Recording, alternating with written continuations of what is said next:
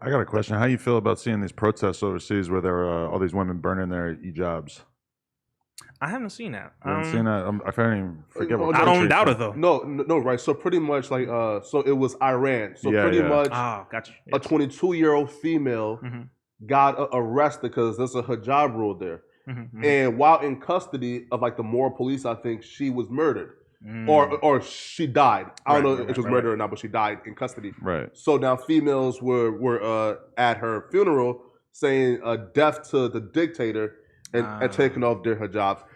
Do you think that because of things that go on in the Middle East that gives Muslims a bad name all across the board?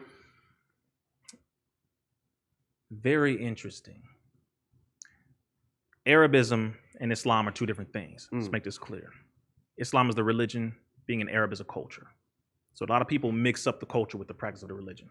Like when you black, you Muslim, you're not a real Muslim. You don't wear a jalibiyah, you don't have a beard. Okay, bro, I'm black. I'm from Compton. The hell are you talking about? Like, I mean, let's make this clear.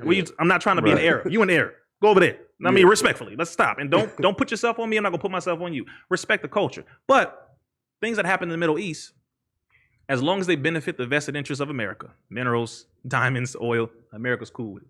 So let's make this clear. America's cool with that. They don't give a damn about women. In an Arab culture, there are a lot of things that are damaging to women. Can't drive, can't pray in the mosque, can't be a imam in the mosque. Dr. Ava Muhammad, may Allah be pleased with our sister, who is the national spokeswoman. She just made a transition, but I'm saying is because her essence will always be here, is a national spokesperson for the Honorable Minister Louis Farrakhan, one of the first women imams in the whole world of Islam. Wow. On the planet. That was a message, because you cannot suppress women and expect to be respected by men or by anyone, by governments. But in those cultures, that's been a problem. Was that backlash? What you said? Did you get backlash for doing that? The only I believe woman? yes, I believe the minister did receive some backlash because the women are looked at as second, third class citizens in some of these Arab cultures. That's just the fact. They're really looked at as you can't come in the mosque, you sit over here, pray over there. You're supposed to be in the house, cooking, cleaning. Don't do. I mean, there's a lot of things that are like, yo, that's not cool. But I will say, That's not your version of the religion? no, clearly. Tell a black woman to walk 10 paces behind you, see what happens. No. Every angle, no. Okay, so No, absolutely not. no, definitely not. But I will say also to defend the part of the Muslim countries that is good, because there are some very, very good things.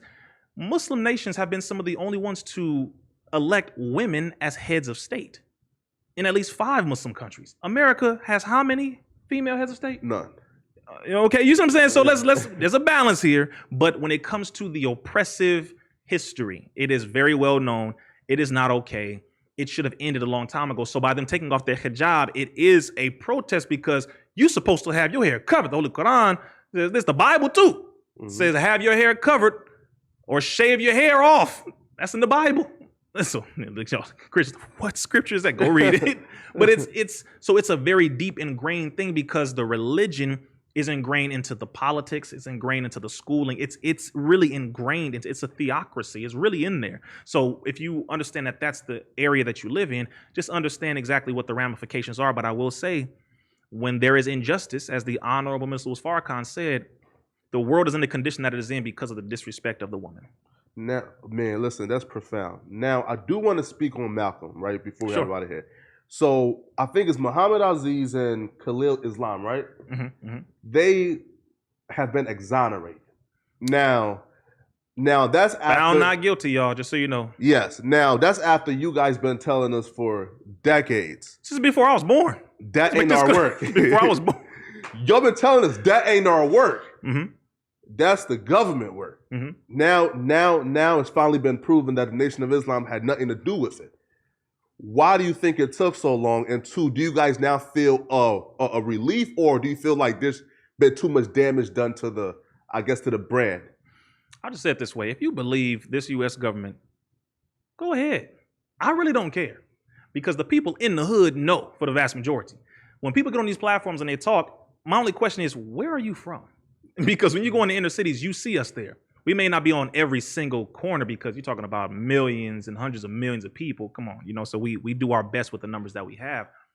But if you believe that lie, even after these brothers being exonerated, even after Dick Gregory told you that the government was going to get Malcolm, and he told Malcolm the day it happened, he got on the phone with him and he said, I'm not going to be there because I know today the U.S. government is going to get you. Even after his daughter said that the members who shot my father, specifically Ilyasa Shabazz, she said there were not members of the Nation of Islam who shot my father. Even after Raymond Wood, an undercover NYPD agent just last year, confessed on his deathbed and gave the letter to his cousin, I believe brother or cousin, gave it to him where he said that we killed Malcolm. Raymond Wood, if you don't know who that is, it all continues to come out. However, people say, well, the nation was responsible. The U.S. government, the FBI, had agents, not just Eugene Roberts, but Raymond Wood as well. Malcolm he had so many agents around him to where it's like, you don't want to believe the U.S. government did it because you don't want no smoke with them. You want smoke with your own people. See, it's easy to beat up on a black man all day long if you're a black man. Yeah, nigga, do that to the police officer. Mm-hmm. See, now wait a minute. See, now again, you gangster. You a real gangster when it comes to attacking your own people. But when it comes to a group that is continually, and I'm not advocating for beating up white folk, I'm saying someone who is doing evil deeds towards you for no reason, attacking you, billy club beside your head, gun, punching you, whatever, throwing you in the car for no reason. You won't defend yourself because you really don't think you are worthy of being respected. But when it comes to a black man, yeah, that's that nigga right there.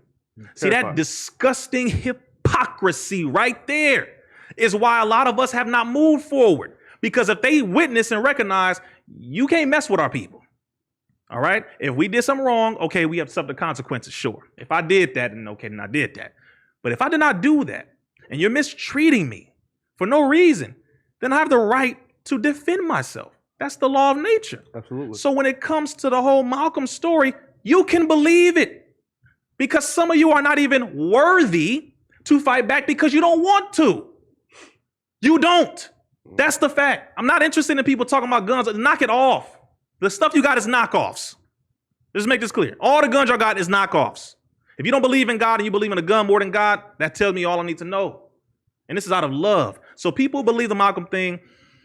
There are too many books. There are too many documentaries. There are too many confessions. There are too many people who have already said, no, no, no, no, no. It wasn't the nation. No, no, no. Eugene Roberts, Raymond Wood, the documentary on who killed Malcolm was actually pretty decent. It was pretty decent. I recommend you watch Demetric Muhammad on Who Killed Malcolm X. I recommend you watch Dr. Wesley Muhammad on Who Killed Malcolm X. And I'm saying you have to have the attention span to go into this because the documents have been released. There's hundreds of pages of this. So if you really want to know, then go ahead and watch those different videos from the people that I have mentioned. Also with Minister Farrakhan with Who Killed Malcolm X or Malcolm X, What Really Happened, where he goes over and where he continues to tell the U.S. government, open up the files. Mm-hmm. He said it. Open them up. And show the people who really did it. You know why they didn't want to open up the files publicly? Because they knew who did it. They knew who did it, and they helped to sponsor it. So I don't really get worked up too much about that. It's just really embarrassing. I'm 32 years old, bro. Yeah. That happened before I was born. Yeah. Years before I was born. Now, sorry. So yeah, it's kind of embarrassing. Kind of like, okay, y'all, men, women, and children to this day, we all kill Malcolm X. If y'all don't knock this off at this point, stop it. The Nation of Islam has resurrected more lives than anybody you can name to date, at this point in America, second to the Garvey movement, but right next to that, Most Honorable Elijah Muhammad, Nation of Islam. So at this point, it's kind of like, give credit where it's due for the good work that's being done. If you want to talk about Malcolm, then maybe you should start eating one meal a day. You want to say you love Malcolm? Stop messing around with white women. Sorry, Adam. Just more Malcolm for X. me. Right, just Malcolm X. If you say you love Malcolm X and all that, okay, stop smoking weed because you're talking about Malcolm Little, not Malcolm X. Stop drinking alcohol because he didn't do that. Stop doing what you're doing, all these things that go against what he was believing in and what he was doing, because then you can sincerely say you love Malcolm X. If you're doing any one of them things or more, then your love is false. And I have to say that. Knock it off. Because there's a separation here. You say you love the person because he's gone. Farrakhan been here and you ain't listening to nothing right now.